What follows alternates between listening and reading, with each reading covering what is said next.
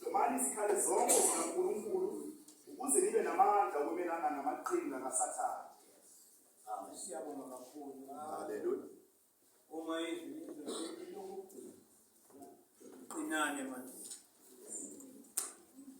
Akukho la ufuna siqine khona, kodwa ufuna siqine ebandleni enkosi. Kusema inkosi. Abesithi bese sihloma ikhali zonke zamaKristu. Zonke zamaKristu. Okusho ukuthi mhlawumbe kukhona okungezona. Then kuwe ku-establish ukuthi-ke yiziphi wena-ke oziphethe ngabe into zobuKristu noma uphethe ngiyikhali okuzokwenza. Ngoba uma uphethe ikhali okungezona ezikaKristu awuthi uba namandla okumnqoba uSathane obhekene naye. Kodwa ukuphethe ezikaKristu ngezizo omama uma beshumayela kahle bathi kuyalondeka emboshongweni kusongosa mayibosi.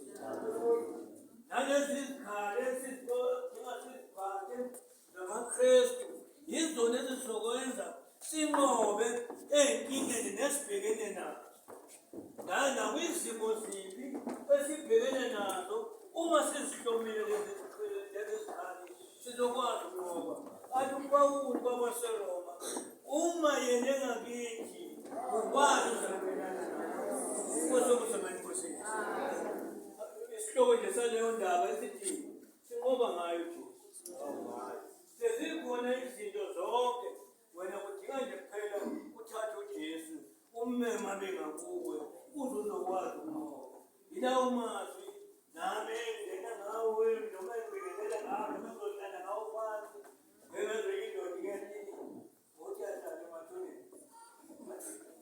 Mase ngizohlala. Manje-ke